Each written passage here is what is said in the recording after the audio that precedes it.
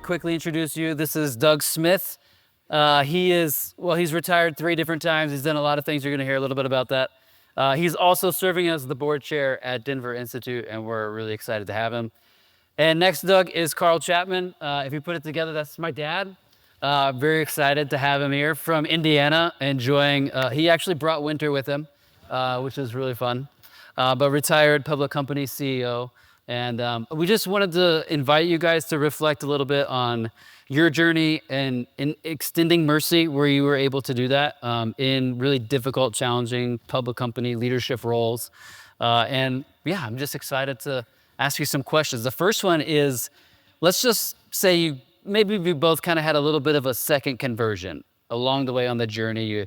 You were Christians, you were going to work, but you were following Jesus, but maybe there was a moment or something that helped you sort of go, maybe I need to integrate this more fully. What did that look like? What were some of the themes that you had noticed? How did you show up differently? And Doug, you can answer first, and then we'll go to Carl. Well, I definitely had a kind of a second conversion. The first one was in kind of 1970, but working through the 70s, becoming educated and experienced in so many ways. But then in the early 80s, it's that crossroads of, well, it sounds like I should go into ministry. I mean, isn't that what you do when you work for God is go to ministry? And then the more I talked about with my wife, who is a therapist, she said, now listen to yourself, and she made it clear to me that, no, that's not where you're called, and what you should be is building business and doing that. So during that time, I really came to peace with, no, my business is every bit as good as what those who are called to do in paid ministry. And that Luther had something to say about that. He said the butcher and the plumber are just as much called as the priest. And so that gave me some peace. But then in the 90s, I read a book by a woman, Laura Nash, who's a professor at Harvard, who had done some work on believers in business. And it gave me a picture of there were 3 categories, she said, some that are completely compartmentalized, some that simply profess, and then some that actually integrate what they do and live it out. But that last category is very small. And so that's what I embraced then in the 90s, and have been living that mission ever since. That's what's brought me here, and we'll hear more about that. Great. Okay, how about you? Yeah, and for me, again, I think we had a very ethical company before I became CEO. But what happened was I had been a CFO, COO, and I really never aspired to the CEO role. But as I prayed about it and really tried to ask God, what's the right answer here, it became very clear to me that there were really a lot of opportunities where I could just demonstrate my faith in even greater ways than I'd been able to before. So I really prayed about it, asked God, do I have the right gifts? Because it really wasn't what I was looking to do. And so as that happened, I really felt like there were some great things that we could do that could demonstrate our compassion and our mercy. And we'll get into some of those. Great. Yeah, and I think there's a lot of moments you guys are thinking about in your own career journeys, wondering, should I go work for a nonprofit or a church? And, is this the right job transition and all those kinds of things? And it's helpful to hear you guys reflect on that as part of your story as well. And the encouragement would be, if you've said yes to Jesus, you've already said yes to being in full-time ministry. It's just a matter of where you are right now, and you get to live that out. Okay, a little bit more specific question. Where did choosing people over short-term profit cost you something real? Well, one of my jobs, or several of my jobs, involved turnarounds or redemptions of businesses that had failed. And one in particular, we bought a couple of companies in London, and I was asked to go over and straighten them out. Both of them had been in existence over a century. What was I going to do? Kid from Western Kansas, what's he going to do? So managed to get in there, and what became apparent is they had too many employees for the kind of business they did. And so at the same time of getting to know them and understand who they were and how they think differently than we do, because even though they speak the same language, we're pretty different. And so doing that understanding, coming across, at that same time, we had to make a pretty deep cut into the workforce. We were about 300 people, and we had to cut about 100. And so how do you do that with compassion and mercy? How do you make sure they're exiting in the right way? And so we took a lot of time to do that. We took care and proper guidance with that. And that was probably the first time I really thought about that. That was in the mid 90s. And we did it in a way that was just extraordinary, I think. And it was really great to be able to do that. I was CEO of the company, so it kind of gave me a lot of freedom in doing that. And at the same time, we had bought a business in Germany, in Berlin. And it was a German business that mostly in East Germany. They never learned how to work in East Germany. People just brought them things and they did it and they turned it back in. And so we had to entirely shut down the company at the same time. That was a significant challenge. That was not quite as easy. But in the same way, we were trying to exit them out with compassion and mercy. Yeah, we had a foundation at Veteran Corporation, and we had been charitable for many years, but we really wanted to step that up, and we'll probably talk about some of the ways we wanted to do that. We wanted to step that up, really didn't have the funding for that, but along came the Tax Reduction Act in 2018, which allowed corporations to reverse a lot of deferred taxes on their books as the rate was lowered from 35 to 21%. We knew that on our utility side of the business, which was about 80% of our earnings, that would all go back to the customer. That's where that would go. But the 20%, which was not tied into our utility at all, we decided that we would use that instead of returning that to the shareholders, that we would use that to fund the foundation. It was about $70 million, which is a pretty big number for our company. And so what we had to lay out was the plan as to how we would go to Wall Street and talk to our investors about why we wanted to put $70 million in our foundation. And frankly, it went very well. The one that was more difficult was customers, because customers would say anytime we would give, they would say, why don't you just reduce our rates? And that's understandable, but it was a difficult time to try to help them understand the long-term benefit of what we were trying to do in our communities. And so really going to both of those groups worked out well, but it was very difficult to lay out those plans. Great. How were you able to discern when you could extend mercy, or you needed to use restraint? You're in a public company, investors, shareholders, boards. How did you find the wisdom on when to have restraint or protection for what the company was pursuing? Was it Ken this morning who was talking about the tension between holiness and love? Yeah, he was. And if you go one side or the other, it's a ditch on each side. I think I've been in both of those ditches. So it took a while. I mean, you certainly stumble in trying things out. But I think particularly in London, in those businesses where I was learning so much that I had to come into the ground floor. So one of the things I did in one of the businesses, I'd gotten one sorted out and it was running and on its way. The other one's failing even worse, came over to it. And so, of course, the CEO's office was on the fourth floor and everybody worked down the first and second. So first thing I did was brought the office down to the first floor, right among the kind of the bullpen area. They didn't know what to do with that. And so not only that, then the engineers are pack rats. Now, I ran an engineering company. Every Friday was Tidy Friday. Tidy Friday. So we would have pizza or whatever, but this place is going to be cleaned up because we can't be good if we don't look good. If we're not proud of what we're doing in here, we're not going to be proud with our clients. The place was immaculate. Yeah. I mean, going forward, those are just little changes, being with them, being on the workplace, going with them to their clients, showing that I really care about them and about where we're going. And I thought that was really, still had to make reductions, still had to make tough decisions. When I had to fire partners, that was probably the hardest, and that hurt the most. But that's what we did. I think to a great extent, trying to get as much input as you can get from all different levels in the company, but also just leaning back to realize the reality is, and I think Chuck Swindoll is who I always learn this from, is balance is the key to the Christian walk. And so there's that balance, just as Doug started with. But what is that balance? And really trying to understand both sides of it, if you will. There's also that easy test, and it may sound silly to you, and maybe not that much helpful. But being able to look in the mirror at the end of the day is really a test that we constantly used. As we considered where is that balance, as we looked ourselves in a mirror, did we reach that balance where we really should have? The Chuck Swindoll generation here, Carl. Yeah. That was good. Although he is way older than me. Yeah, you're Carl's younger than me. Yeah, you're both very young men. It's great to have you here. You have both had to carry a significant amount of power in your organizations, sitting in the role you did. What were some ways you tried to do that distinctly Christian? What did that look like practically in your world?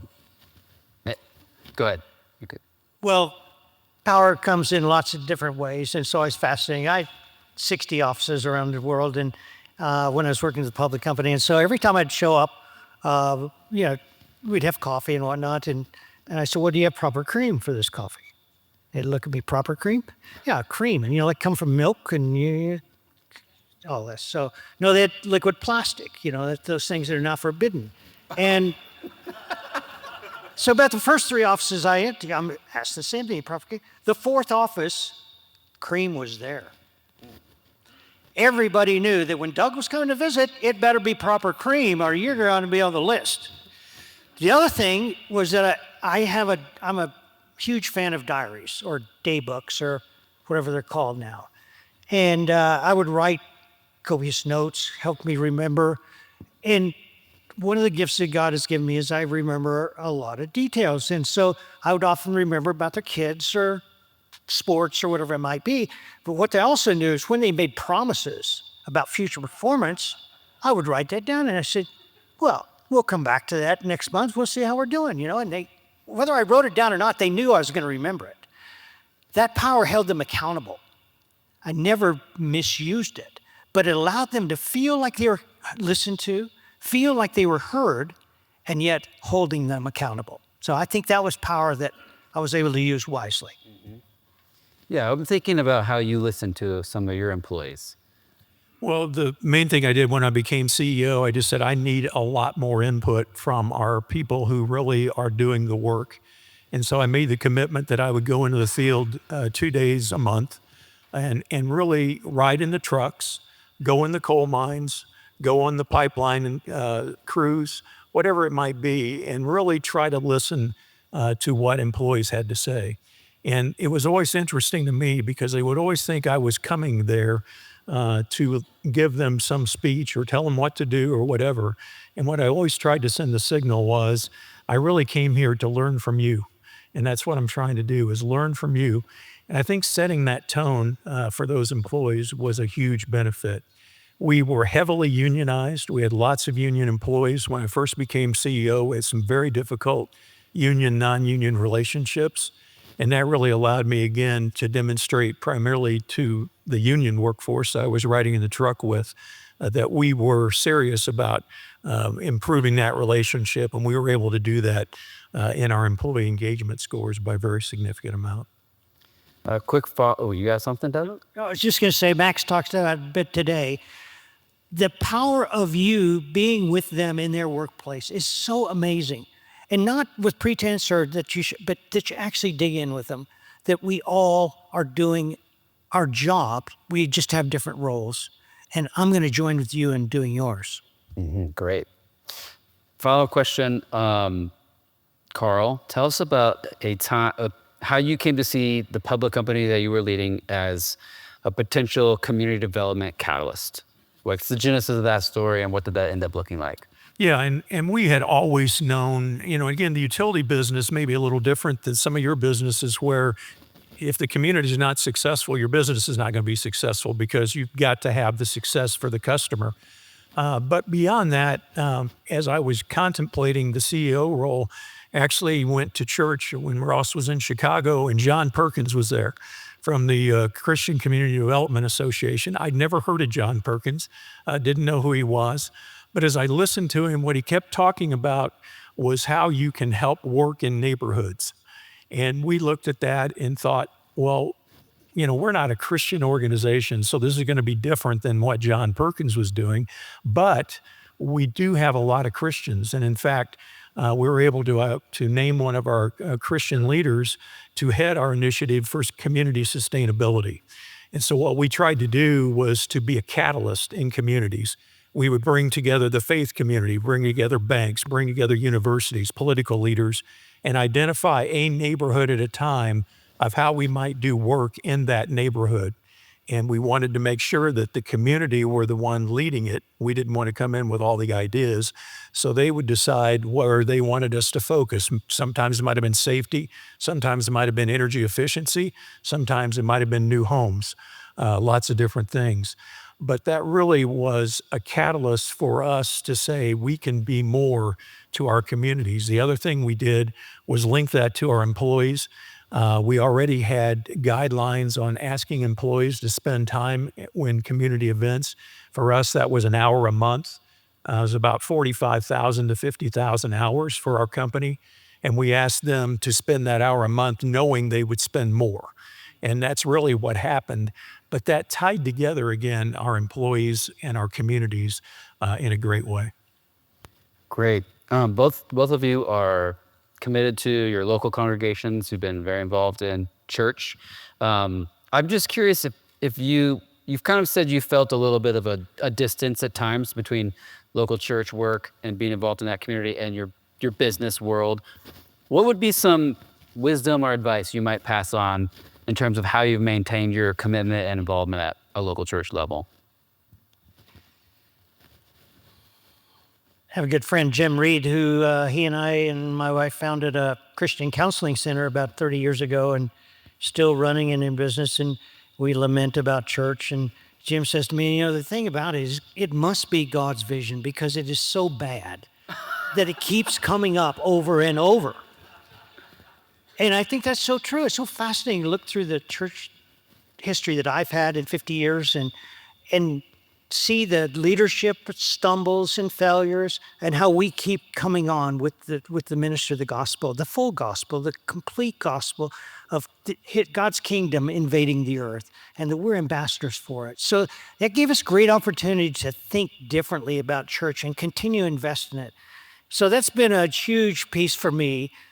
We're just finishing a project in Boulder that is a $30 million asset for the church. It's an affordable housing project that we've been working on for 10 years. And it's going to be occupied this September with 30 people that are going to have affordable housing. And let me tell you, it's the poshest apartments in Boulder. And they're going to get it for $1,200 a month. And it is fantastic. So really, really sweet. Awesome.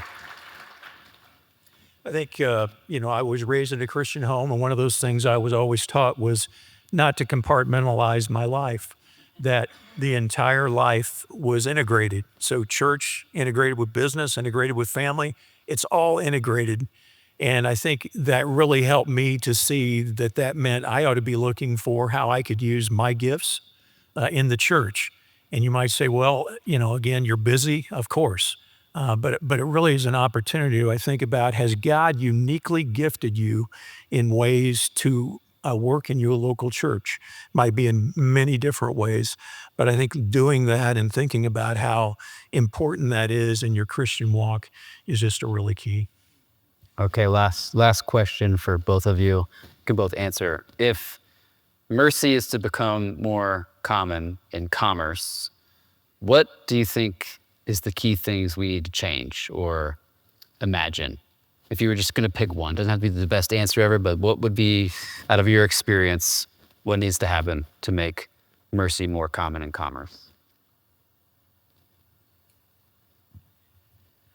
Well, I think mercy, as many of these attributes that we've heard about today, is that it happens only with me. I can't tell Ross to be more merciful at his work. I can tell him, but he'll probably tell me to go fish. You are my boss. Yeah, I know. So, but I think it's really understanding what my role in that is. For me, mercy has meant caring about people, about their lives, what's beyond work. I think Carla talked about that as, there's life beyond work. And so caring about them beyond that and really investing in that, whether it's going to a kid's ball game or a race or just asking about birthdays. And so just those kind of things where I take the time. I take my time to invest in them. And when I do that and others do that, that's when we'll see the change. And there's 500 people in this room that if we all take that step, I'll guarantee you there'll be a difference. Yeah, and I shared with our employees that we would have a quarterly meeting. We called it our employee activities meeting. It was really for things that employees did outside work, fun things together. And in every one of those meetings, I started with Rick Warren's first line from his Purpose Driven Life book, "It's not about me." And I think if we can all go that direction by starting with, "It's not about me," it would be a great change in what we do in commerce. Awesome. Well, thank you for the way you guys have worked and shared today. Can you guys help thank them for sharing today? Appreciate it.